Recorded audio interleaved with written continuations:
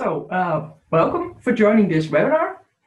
Today we are diving into the topic of creating online forms together with Sa from FormTitan. And he will cover online donations, event registration, surveys. These will all be in English, yet the forms can be translated into Dutch as well. And you are now all muted, but in the end you can just ask questions, or we will answer the questions which you can put in the chat. And welcome, Sarah, and thank you for joining us today. Hi guys, thank you for joining me. Cool. We are looking forward to see how you can quick and easily build web forms integrated with Salesforce. But first, let me introduce Cloud for Good. Okay. We are a Salesforce partner. We work in the United States, Canada, and the Netherlands. We are focusing on the non-profits and educational institutions. Here you see some of our customers, and we are helping them to create transformational value with Salesforce. How we do that is by getting to know the customer and its processes and translating their daily practice into technology. And with that, we are enabling the organization to make better choices and improve their results.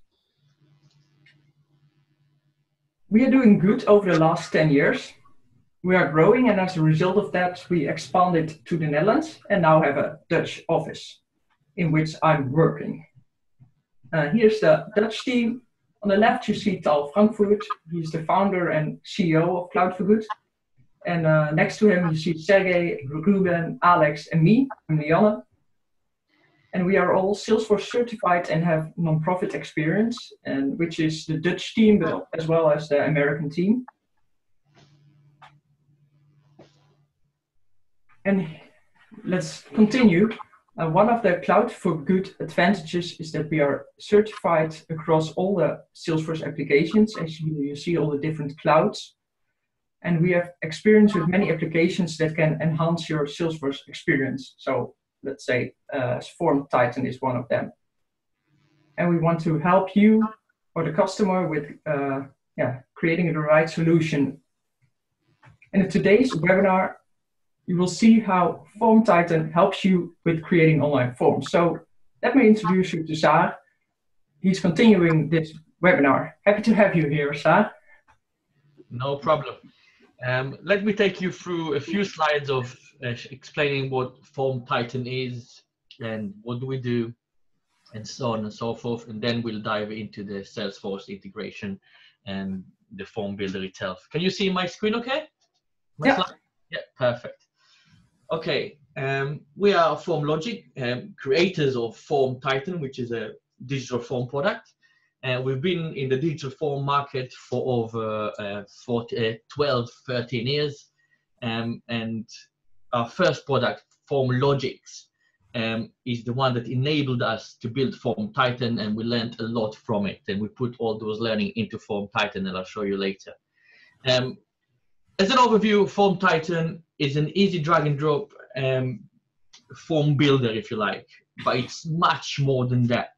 It allows you to integrate with nearly any system in terms of writing data, and especially with Salesforce, we allow you to read and write data to Salesforce and from Salesforce, obviously. We give you plenty of features out of the box, really easy to use, and I'll show this in the demo as well. We have got plenty of features in FormTitan. Unfortunately, the time we have today does not allow us to cover everything, but some of them are something like the conversion rate optimization engine, image masking, A/B testing, and so on and so forth. As I said, I won't cover all of them today, but you will see quite a few. In terms of Salesforce, as we said, we are one of the only ones to do real-time two-way integration with Salesforce. I read and dynamically populate data from Salesforce and then save, create, update, and so on data to Salesforce. We integrate using single sign-on as well. Besides Salesforce, we have plenty of other integrations such as payment integration, social media integration. You can save your data to Google Docs, for example, file sharing such as Dropbox or WordPress, if that's what you want to do. We have quite a few financial, insurance, and legal services who use FormTitan, and we have what we call PDF mapping, which I'll show as well during the demo, which allows you to build dynamic PDFs from the data entered into the forms. But let's get on with the actual demo because that's what we really want to do.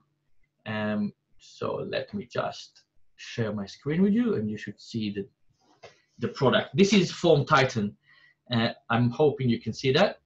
And this is what we get out of the box. This is the canvas where you can drag and drop controls from the left-hand side to build your form. So I can drag, for example, a text box, a numeric box, and you can see the FormTitan straight away snaps those controls to the grid. So I don't need to do anything special to align those controls.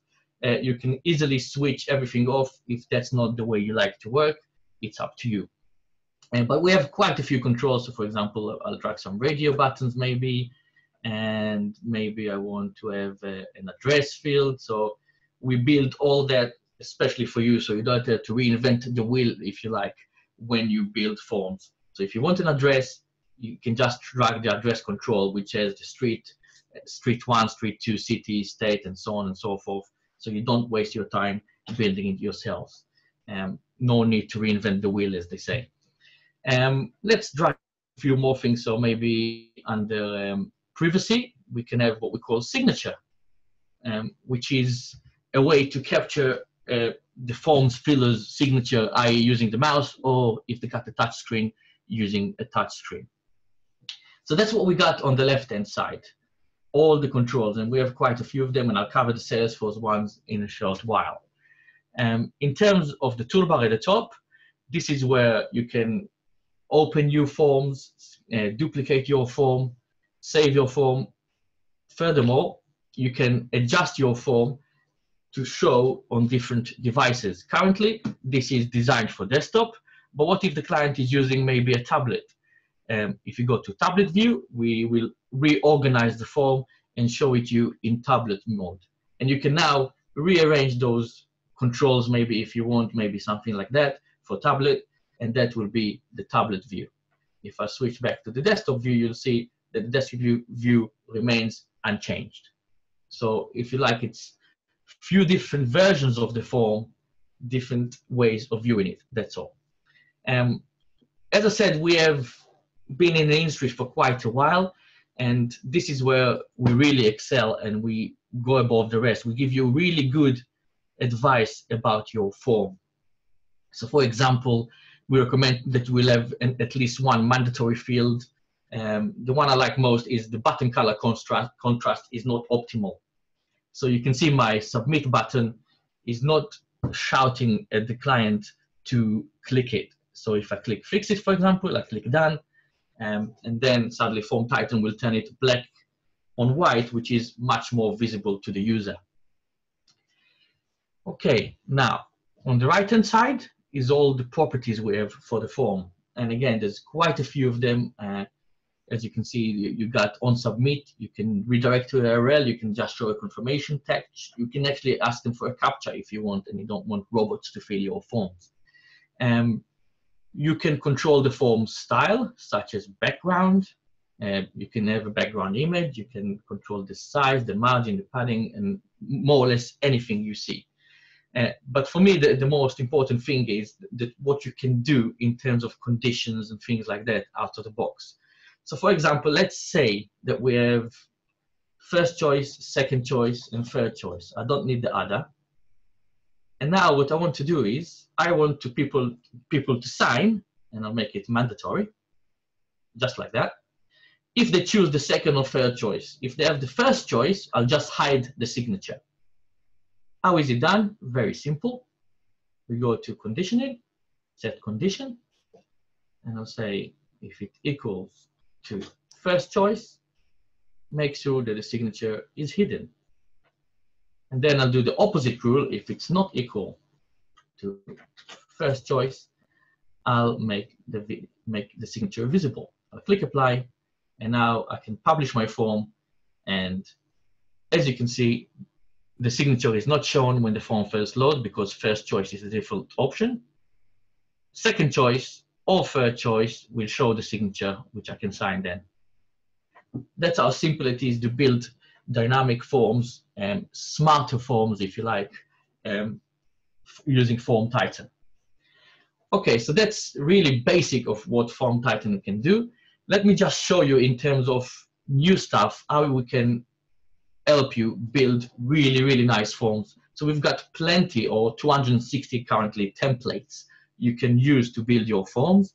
And these are all templates we have created using FormTitan. So for example, let's open this one. You will see this form is quite simply stunning, in my opinion. I'll show you a quick publish of it. And you will not believe that this was built using a form builder. This is really easy to build. The background image is just the lady standing at the back.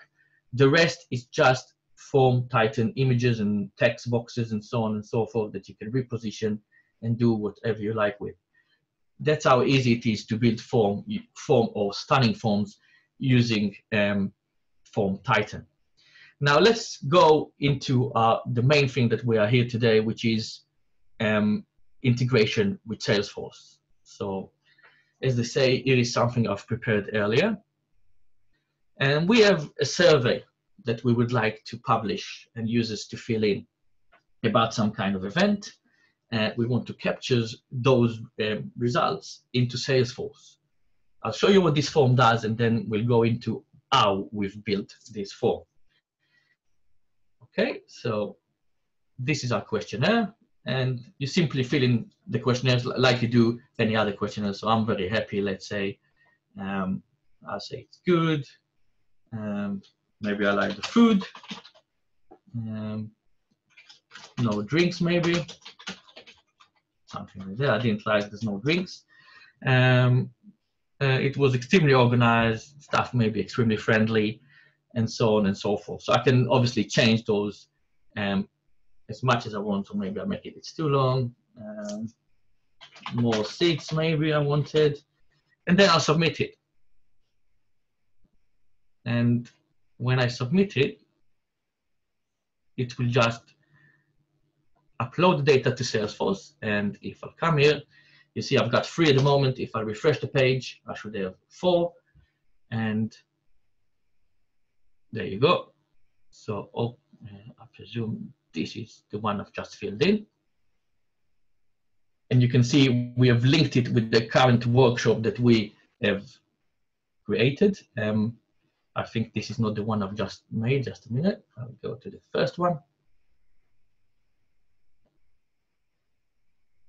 Okay, so you can see that, no, it must be this one then.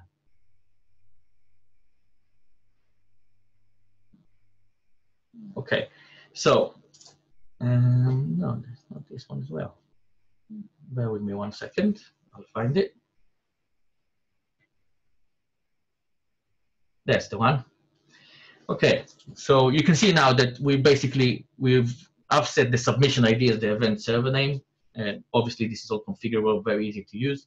But you can see all my answers are here, and obviously linked to the actual workshop we are doing the survey on. The workshop is just a campaign, very simple to create. So let's go and see how I've linked this form to Salesforce. We have a Salesforce integration tab. In this instance, we are not reading anything from Salesforce. We're just pushing data to Salesforce. That's why I have this set. And all I'm doing here is basically I'm creating an object called event survey, which is, sorry, this object, where was it? Over here. Over here, this is the objects, event surveys. And then I'm saying the action is create an event survey object. And then I'm just mapping my fields to the relevant fields in Salesforce. So these are the fields in Salesforce. And these are the fields in my form. So the submission ID is a dynamic field that we give you. It's a unique, if you like, GUID of your submission. I've linked it to a campaign, and this is my campaign ID from Salesforce. And the rest just flows, really. For example, rate the event. So how did I rate the event? This is the value of the selection. This is how easy it is to push the data. That's all you have to do to push that data. But FormTitan helps you more with surveys. If you look back at the questionnaire, if I just refresh the page to show you, you can see, for example, all these selections are ordered the same way. Now, from my experience, users will just pick the first or second choice by default just to get rid of it. And to help you with such things, we allow you to randomize the order of those selections. So you can say randomize, for example, on this one, and if I publish it now, you will see that the order will change automatically. So you can see excellent, poor, good, very good, fair, and if I refresh the page again, the order will change again. So user do not hopefully user won't select default values just like that. Okay, so this is how we can create questionnaires using FormTitan very easily. Let's move on to something a bit more advanced that I really, really like. So as they say, it is another thing we've created earlier, and this is specifically for Cloud for Good in the Netherlands, where you're looking for a lot of donations and things like that. How would I create a donation form and link it with a payment integration? Okay, so again, let me show you what the form does. I'll click View. So here I can donate 20 euros, for example, for causes that I like. So let's fill in maybe AB sample, maybe at sample.com, and then 1, 2, 3, 4, 5, 6, 7, and I agree, and I'll donate the money. Now we integrate with plenty of payment providers. In this case, this is Stripe. I hope you're familiar with. I choose, for example, to do the ideal payment. I'll select the bank, and this is just random. Obviously, I'm not going to donate today. I'll click Pay Now, and now Stripe will redirect me to the bank's page to authorize the payment. Yeah, and obviously, I'm not going to do that as this is not really a valid bank account. But Stripe basically is going to say the payment has failed. That's more or less it. So how did we do that? And first, let's see what's happened here. So here we have what we call opportunities. That's where we decided to upload the data that the user has submitted. And as you can see, Mr. AB sample came in. Let's go in. And you can see that we have said he's donated 20 euros. Obviously, you can get the complete payment information, the Stripe, if you like, JSON object, and in there it will tell you if its payment succeeded or not. But you can see here, for example, under attachments, and this is quite nice, is something that you can send to the user once and the payment has been authorized. For example, we have got a PDF. Let me see if I can preview it on the browser. No. Okay. So I'll wait for it to open. There you go. So for example, here, it says 0 because the payment was not authorized. If the payment was authorized, it will say the amount you have donated. So that's how easy it is to create a PDF and attach it to the actual opportunity that we have created. So let's go and see how I've created that form. So first things first, obviously, the payment integration. Very easy to set. We click Configure.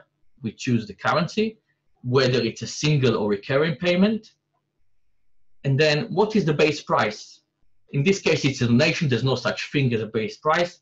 But some people would like to start, for example, 10 euros, and then anything else is extra. We show product prices in line, and that are those 10, 20, 30 euros. If I click Next, I can configure where I want to show it. So I said the prices relate to cause A, B, or C, and these are the prices, and obviously you can change them. And then if you click Next, you can see we integrate with quite a few payment providers, and you just set your keys and off you go. That's how easy it is to integrate with payment providers and FormTitan. Now, how do we use the Salesforce integration here? So again, I'm not doing any get from Salesforce. I'm not getting data from Salesforce. I'm just writing data to Salesforce. And the first thing I do is I update a contact. If the contact exists, then we match on email in this case. If the personal email equals to the emails they have entered, we'll update the contact. Otherwise, I said create the contact. So I'm saying if I don't find a match, create the contact.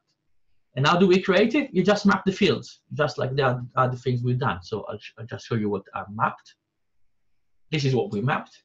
And we map last name to the full name control, last name, first name to the full name control, first name, salutation to Sir, Mr, and so on, the home phone to phone, the personal email field, and then I'm saying the preferred phone is a hard-coded value called home.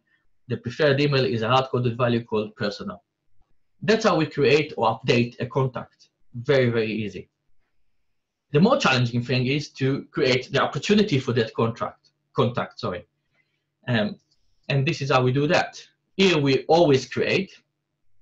And again, all you have to do is map fields. The magic here is that we allow you to select the account ID, for example, from the contact that we have just updated. So we have a trigger in Salesforce that assign a contact an account, and we can get that account ID back automatically without doing anything special. And then you obviously say the full name is the name, and this is the stage, I want it to be closed won, and then what is the amount that we chose, when is the close date for that donation maybe, or contact, or opportunity, and then what's the actual contact ID. And this is again taken from the contact we just updated, the record ID. And lastly is the PDF that I've just created, and I'll show you how we do the actual PDF in a second. But in terms of creating that PDF, I'm saying I'm creating an attachment, and again, I'm just have to map the fields. And the map fields are really, really easy. Give me the opportunity I've just created. This is the file name I want to call, and this, the body, i.e. the attachment contents, is the PDF mapping. Now let's go and see what is it, that PDF mapping.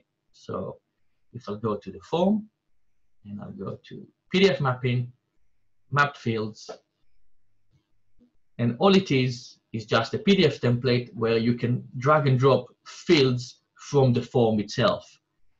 Let's create a new one quickly. It's quite simple. So if I'll upload a new PDF, and this time I'll have, for example, 2 pages if I wanted to. You are not limited by sizes or anything like that. Then you can map those fields on top of the PDF. I'll just refresh the page because I think I chose a big PDF. Bear with me 1 second. Okay, so if I do that again. Go to PDF mapping, map fields. I'll show it on this one. All you do is just map your field. So for example, I want the email field to be somewhere here, and that's all you have to do. And then we will render that PDF for you. You can choose when you submit the form itself, whether to preview the PDF, whether to send the form, i.e. the PDF, via email to the form filler, and so on and so forth. That's how easy it is to create that PDF you just saw. Okay, so that's about donations. Let's go into something a bit more sophisticated, which is running workshops and registering for workshops and so on and so forth. So I'll open the event registration page. Again, I will run that. I'll show you what it does, and then we'll see how we've done it. So first thing to notice here, when the form loads, we can see we are doing something. We are going to Salesforce, and we're checking how many places we have remaining for all our workshops. So how do we do that first? So let's go into campaigns. There you go. And you can see these are campaigns or our workshops. So workshop 1.1, we have created a few formulas to help us with these things. And we have a field called number of places. And we have a field called places left, which is taking the number of places and taking away the number of people who signed up. That's all we have done. And then we have some text that we want to write out, and this is the text. That's how simple it is to do that integration that you just show here. We're getting stuff from Salesforce and telling you how many places we have left. So here, for example, I want to register for 1.2 maybe, and you can see I've got only 2 places remaining, so I can only add 2 people. I register 2 people. We're not allowing you to register more. So maybe Mr. AB sample is registering to this as well. And then maybe we'll do DE sample. These 2 want to register to this event, and maybe nobody wants to register to anything else, just this one. Let's click sign me up. And now we're sending that data to Salesforce again. And you can see if I go back to my campaigns and I go to 1.2, you can see that we've got 7 members. And if I click view all, you will see that Mr. AB and DE sample are now part of that campaign. If I go back to the page and I refresh the page, you can see now it says 0 places remaining. So it's all dynamic, nothing to refresh, not in Salesforce, not in FormTitan, all very easy to do. So how do we do that? Okay, so this time it's a bit more complicated because we've got the get. We say we want to first see how many places remaining. So I'm saying, right, for workshop, let's say 1.1, get me how many places remaining. The condition is campaign ID equals, and this is the object ID in Salesforce. And again, we just map the fields. So I'm saying I've got a few things here. I've got a hidden field that I'm setting how many places left. I'm setting the max items of the repeater control, and I'll cover that in a second. And I'm setting the text that I want to display, i.e. 2 places remaining. That's all we have to do the get. In terms of updating, and I've done it 3 times for each workshop, obviously. In terms of updating the data, very simple. Again, we creating or updating a lead based on the condition in terms of everything matches this time. So we said only do an update if everything matches, first, last, end email. And then if not, again, create it. And then all you have to do, again, map the fields. Very simple, very easy. Once we have created or updated the lead, we add in the campaign members to the campaign. And obviously this is done 3 times because we've got 3 workshops. I'll just show you this one. So again, we're creating a campaign member, and the map fields are as simple as that. Okay, now this is how you get and create, update stuff in Salesforce. Now, one thing I wanted to cover before we finish off is the ability to have what we call repeatable sections. As you saw in the event registration, we have this control which allows you to have repeatable sections so you can capture data multiple times. This is really powerful, and this is done using a section. So this control here, and all you have to do is go to settings, say it's repeated. You can dynamically set the max items like I did, or you can outcode it here. It's up to you. And that's all you have to do. You drag and drop the controls on here, and we will repeat them for you. So for example, maybe if I wanted to have some radios down here, and it won't look nice obviously, but I just want to show it here. If I click publish and I refresh the page, you will see that now under workshop 1.1, I've got those radio buttons, and they will repeat every time I create click add, sorry. That's how easy it is to do stuff in FormTitan. Really simple, really, really powerful. And that concludes the demo for today. We've covered very, very few things today. Really easy to use form builder in terms of Salesforce integration as well. And we have plenty of integrations. Any questions, any issues, give us a shout and we are here to help. I hope this was enjoyable to you. Thank you very much. Yes, Sarah, thank you very much for showing us this great functionality. It looks really good. No problem. Thank you very much. Yeah. And let me... Yeah, it shows us... well, I was looking for how easy it is, but it's really easy. So that's really good. And yeah, the payment integration, flexible design, the conditional logic. Yeah, I really like it. So thanks. Yeah, no, it's really, really easy to use. We have customers who build some weird and wonderful things with this, well beyond what we expected people to build. Yeah. Oh, great. If you have any questions, you are free to ask Sarah about it right now. I have some questions already. Okay. Is there an option to pre-fill a form? So maybe personalized URL or... Yeah, you can send the personalized URLs of the form. You can pass data to the form as well. So let me show you quickly. Okay. It's quite easy to do this thing. So for example, let's create a new form and let's say we want to send a form to a lead.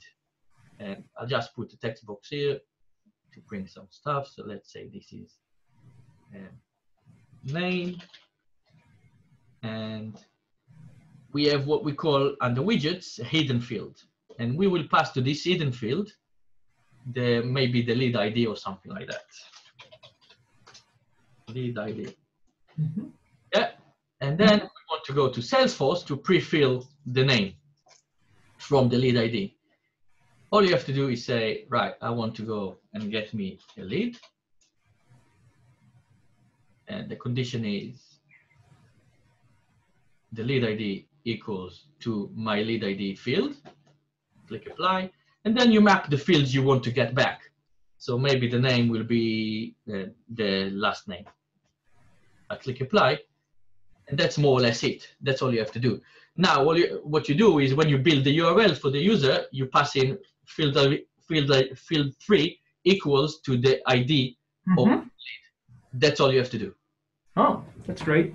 As simple as that. Yeah, and what about deduplication or duplication? Is there something, do you have a best practice for it? Well, it's a really difficult one, the duplication of data. In terms of best practice that we can offer is obviously use Salesforce to check, like I've done, for example, when we create a lead, you first check if the lead exists using matching on the certain fields like email, first name and last name. If the leads exist, we allow you to update it. You don't need to recreate it or anything like that. There's no different logic that you have to do. So that's how we suggest people deduplicate their data. Use, for example, Salesforce to capture all your data to the database, if you like, and then use FormTitan to say, create or update. Mm-hmm. Okay, that's clear. Well, and you showed a single donation, and I saw something about the recurring donation. Is it also possible to create it for recurring donation? Yeah, absolutely. It's very, very simple to create recurring donations. All you have to do, let me just drag one more control so we can do some payments. So if I drag this, and then if I go to payment integration, I click enable payment integration, click configure, maybe show product in line, and let's see euros. And then all you have to do is pick the recurring payment, and then it creates multiple opportunities. It will create whatever it is you want to create. It's up. It's up. And every month we get a call from Stripe when the payment has been made, and we create or update your data. It depends how you want it to be. Okay. Well, really great. Thank you. So there's no more questions. So I would like to thank you for this webinar. And maybe we can do a next webinar together to have some more time to go into details. Yeah, absolutely. It was a pleasure being with you today. Thank you very much for the time. Great, really great. Well, thanks for attending as well, and hopefully you will join next time. Thank you very much. Bye-bye. Bye.